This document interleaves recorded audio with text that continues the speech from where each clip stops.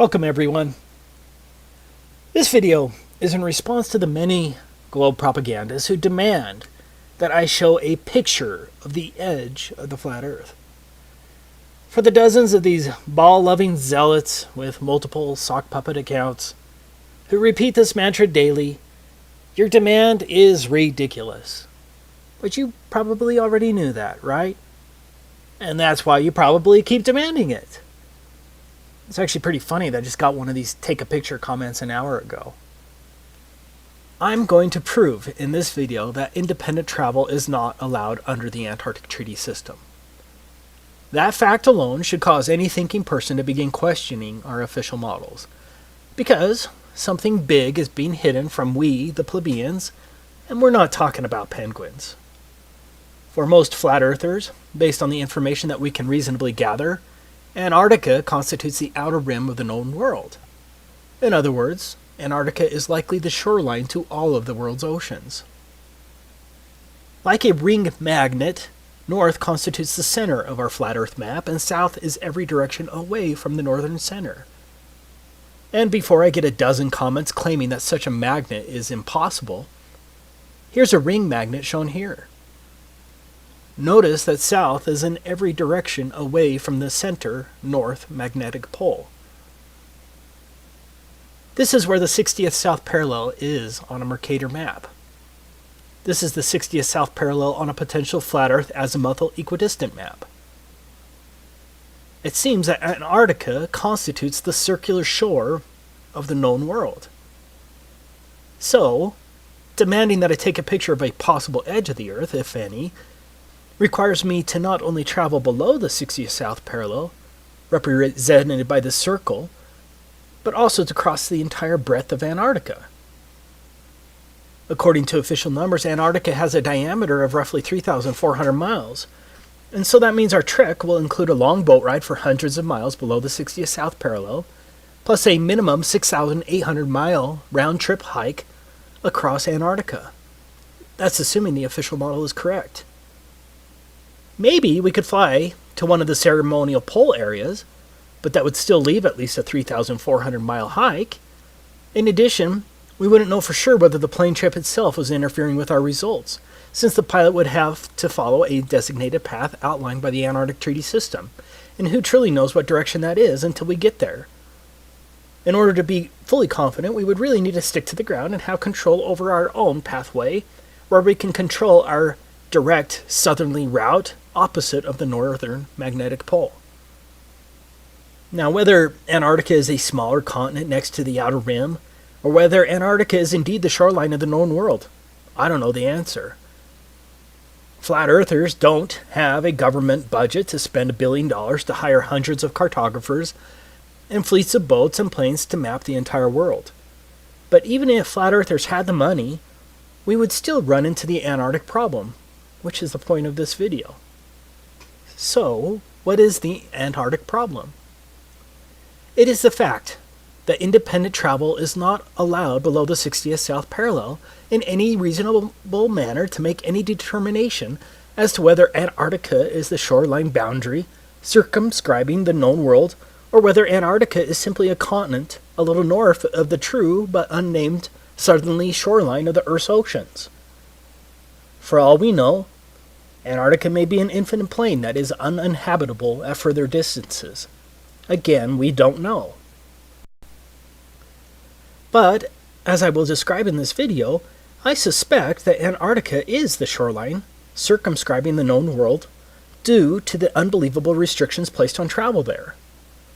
Excluding a couple of questionable claims, the total lack of north-south circumnavigation only proves the same.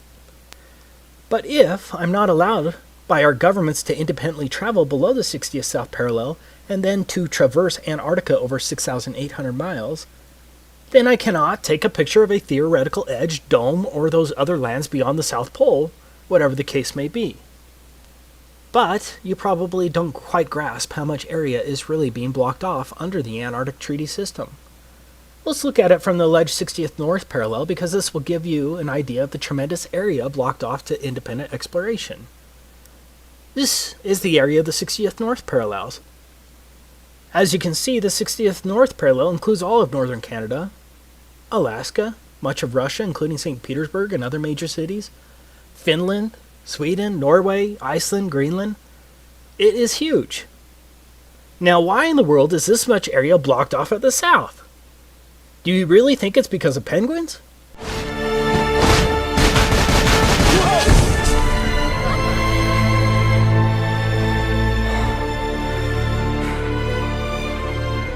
You see, first there was just one, now there's thousands of them.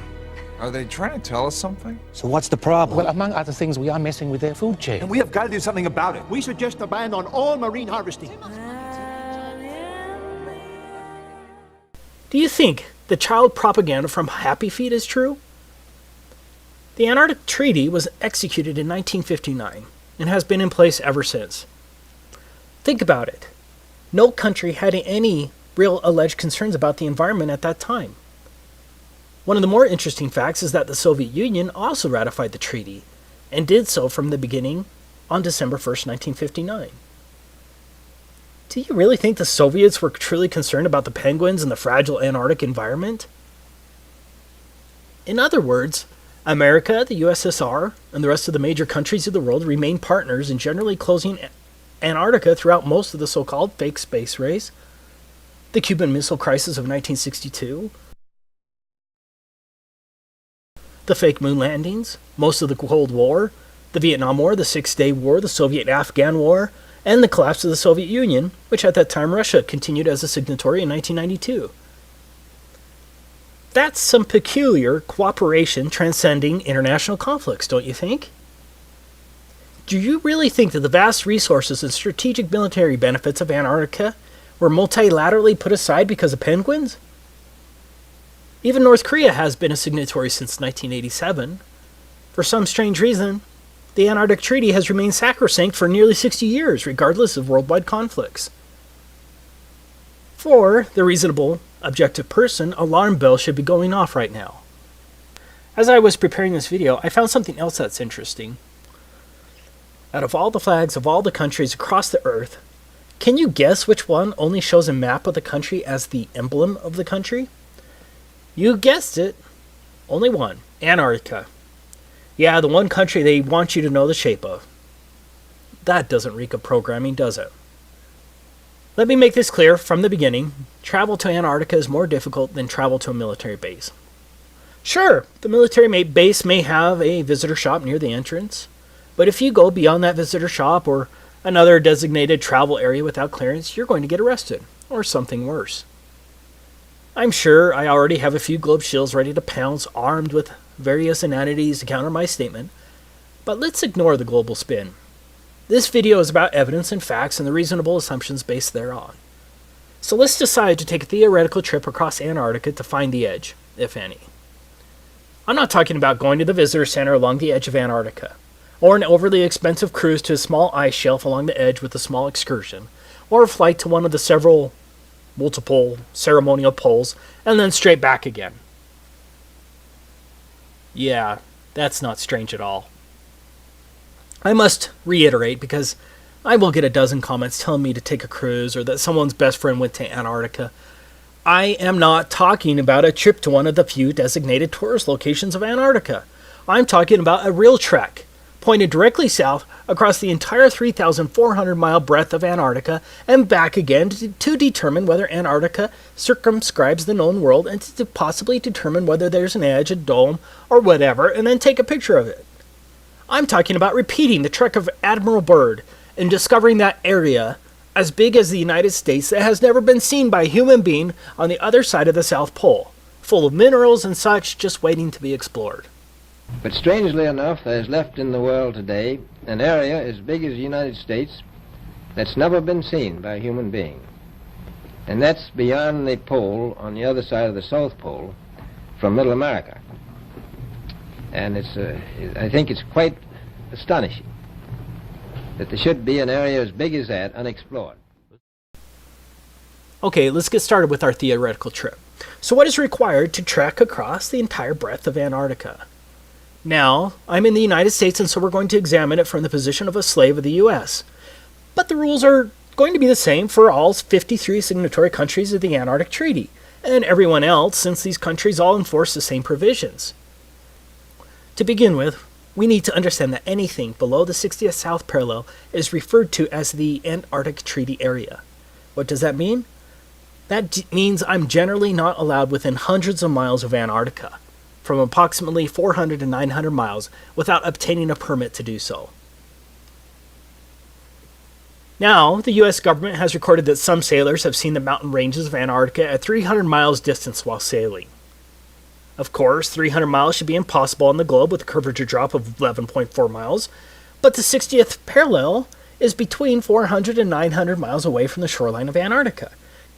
Even under a flat Earth, that's a lot of lower atmosphere to see through, also referred to as atmospheric extinction factor, and a lot of angular size reduction. Despite the claims of the ignorant globe zealots, you can't see through that much lower atmosphere.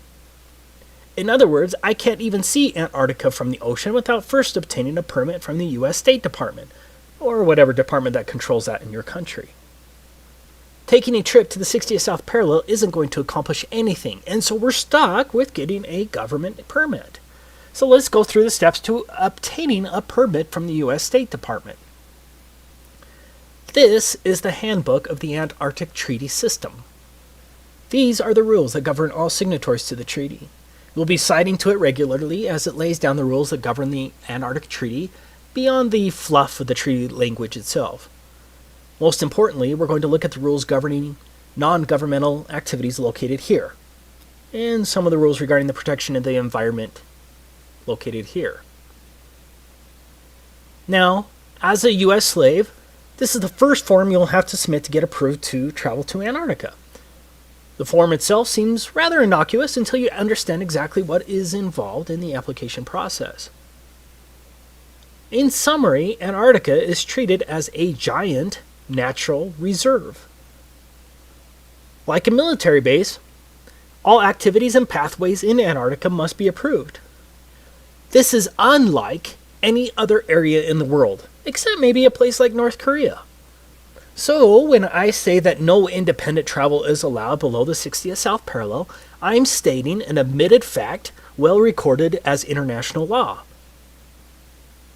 The protocol states, as a matter of principle, that all activities are to be planned and conducted on the basis of information sufficient to evaluate their possible impact on the Antarctic environment and its associated ecosystems, and on the value of Antarctica for the conduct of scientific research. Organizers should be aware that the environmental protocol requires that activities shall be modified, suspended, or canceled if they result or threaten to result in impacts upon the Antarctic environment or dependent or associated ecosystems. If you visit Russia, with a Russian visa for example, are you limited to one particular neighborhood and certain pathways? For those who visit America as a tourist, are you restricted to New York City? Or are you generally allowed to travel around America? No one is just allowed to travel around Antarctica. All of your activities, vehicles, and pathways must be approved, but it gets much worse. Now, how many genuine people watching this video think that the purpose of seeing the edge, the dome, or the extended plain beyond Antarctica would be approved by the U.S. State Department and the other myriad of agencies? Are you ready to litigate the matter when some State Department official arbitrarily says something like, "I think your expedition is frivolous and would be too damaging to the environment, especially in the light of the frivolity of the expedition"? I don't think a court will overturn that decision, especially when treaty law supersedes any rights you may think you have. So, we're going to have to come up with some fake expedition that will somehow get approved.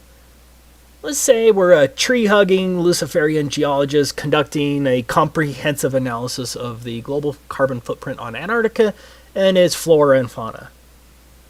I think that sounds plausible, and so we could hypothetically fake our way in with respect to our purpose, but it will be tricky.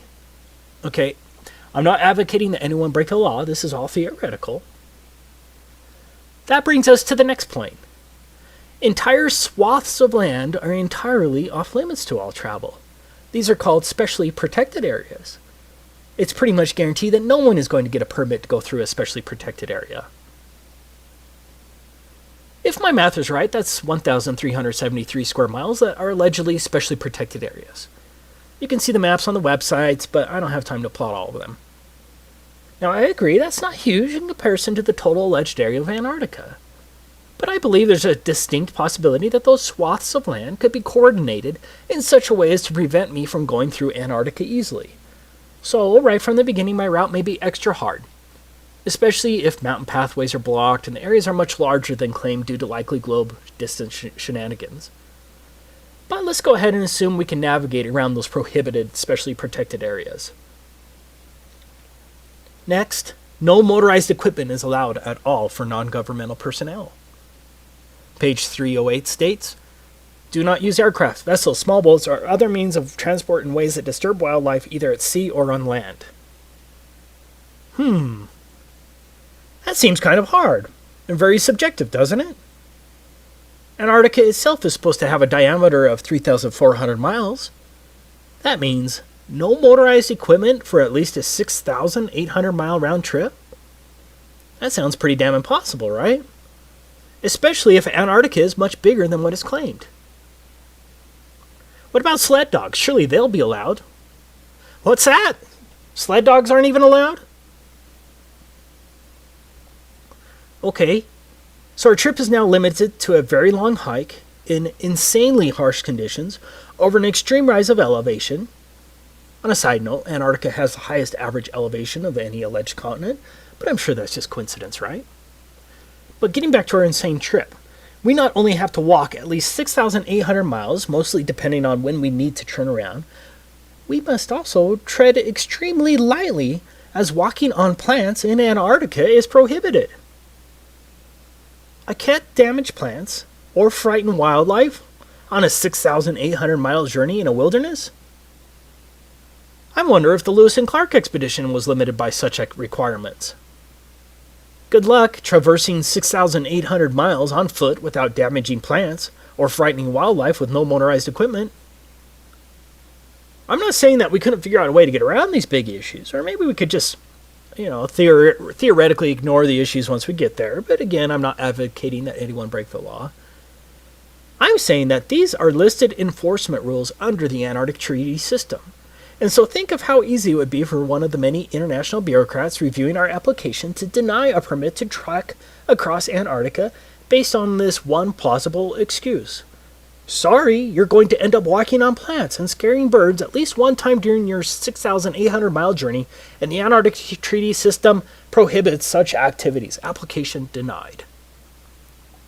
For argument's sake, let's just assume we're going to figure out a way to get around that. Don't ask me how. The next issue is, how are we going to carry all that food and fuel for heat? And don't think that the Antarctic Treaty System isn't concerned with how we store our fuel. The United States itself is roughly 2,500 miles across. So imagine the difficulty of hauling food, climbing at extremely high and unknown elevations, and carrying all of your extremely warm gear and supplies across the United States from coast to coast and back again, all on foot with no food stops along the way. And don't forget, we're going to have to haul our poop as well. You are going to have to drag your poop with you on your 6,800 mile Antarctic hike. But it gets worse. Your poop is regulated by a different pseudo-government agency, the National Science Foundation.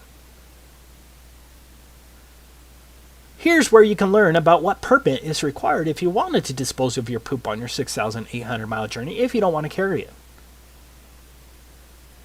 Could you imagine for your next trip to France and the custom agent saying, "Welcome to France. By the way, no vehicles are allowed, no animals are allowed, do not walk on any plants, and here's a bag for your poop. Be sure to bring it back full."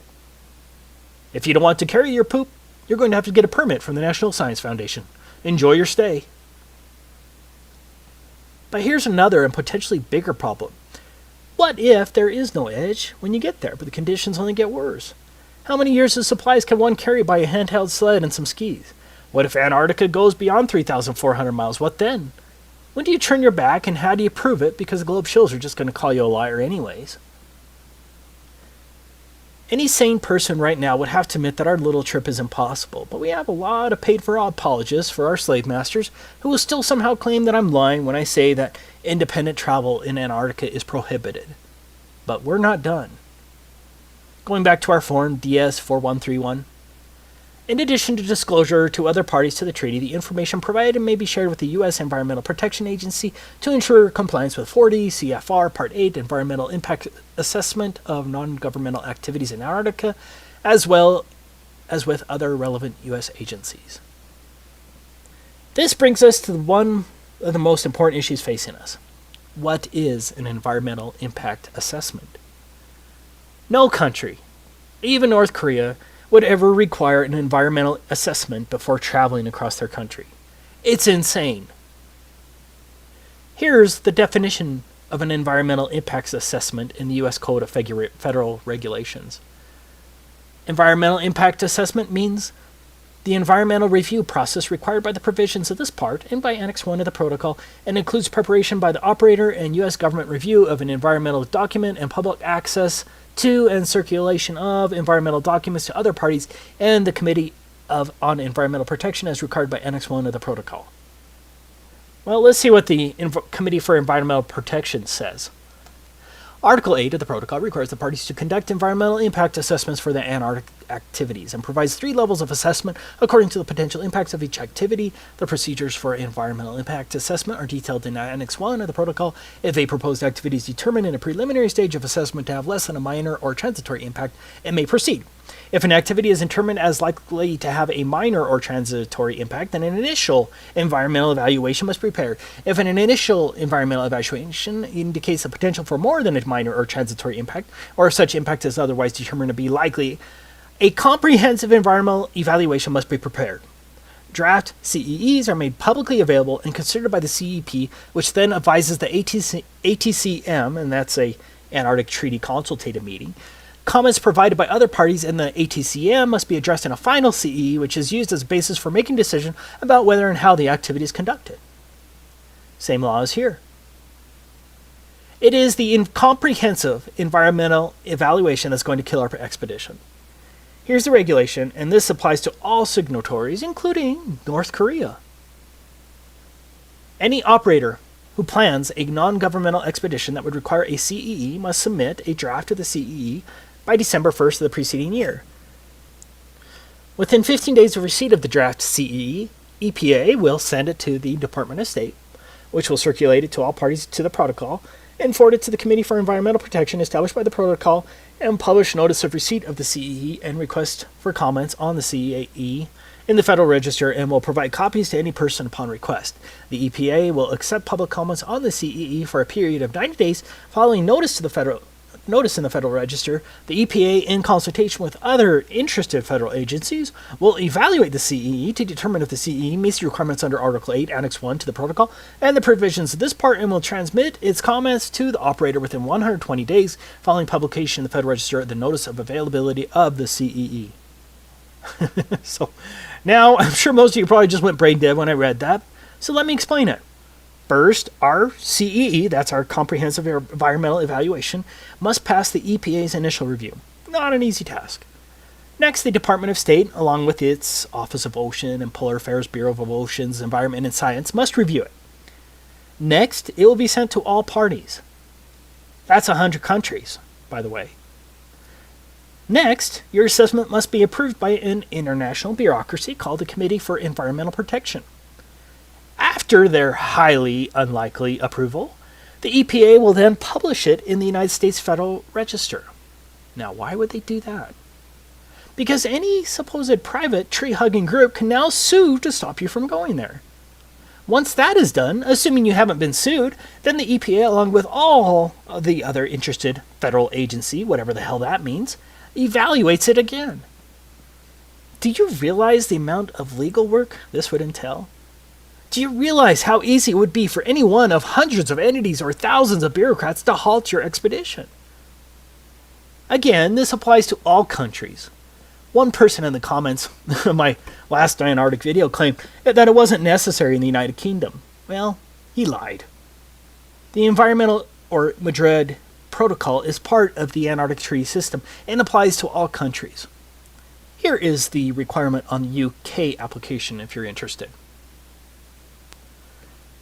As explained above, for every person in the United States who wants to get a permit to travel across Antarctica has to first submit the environmental impact assessment to the EPA.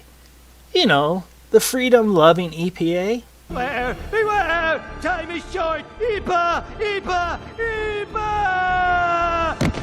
Believe me! Believe me!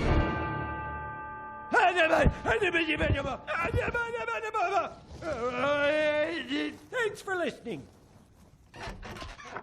Lost them, sir.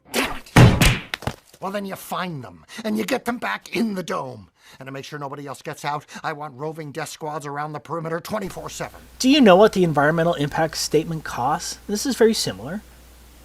A typical environmental impact statement costs from $250,000 to $2 million. And those are a lot easier than this comprehensive environmental analysis required under the Antarctic Treaty. For us, the biggest problem is that you would have to incur the expense of the environmental impact assessment before you know if you're denied, due to whatever arbitrary claim a bureaucrat can think of. Do you see how difficult this environmental assessment will be?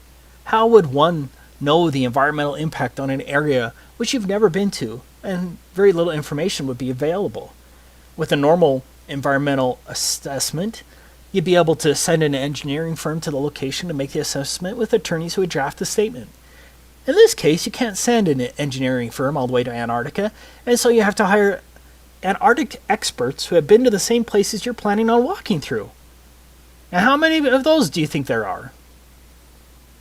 I say that we can safely assume that the price of getting an environmental impacts assessment approved by the EPA and the international agency would cost millions, assuming no supposed private group sues you once it's published in the Federal Register. Do you have more than $2 million to spend for an environmental impact assessment? And then, what if the EPA or the Committee for Environmental Protection or one of the other agencies says no? Maybe that not enough information was provided. Are you ready to spend another $2 million to fight that in court? But you still have to have your purpose approved. Do you see the problem there? You would likely spend millions on getting the environmental impact statement, only later to have some official at the International Committee for Environmental Protection reject your purpose in Antarctica. You would truly gamble millions in this silly endeavor. To learn more about the environmental assessment procedures with the Committee for Environmental Protection, you can research it here. See also,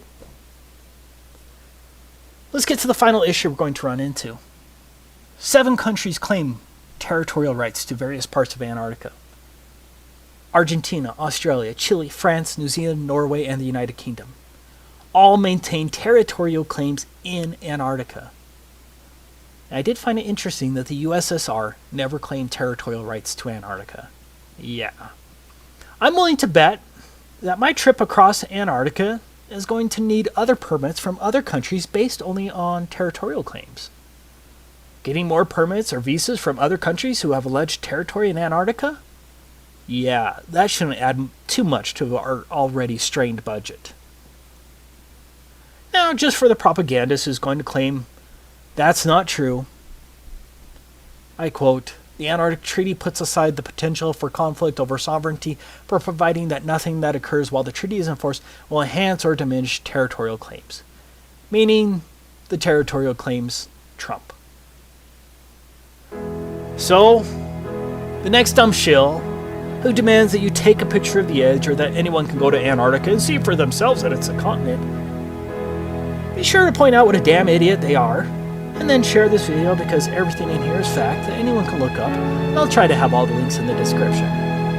Of course, the lying minions from the Ministry of Truth will spin and call you names, but at least the rest of the world will see the liars for who they truly are. This is Taboo Conspiracy, signing off. In case I don't see ya. Good afternoon, good evening, and good night.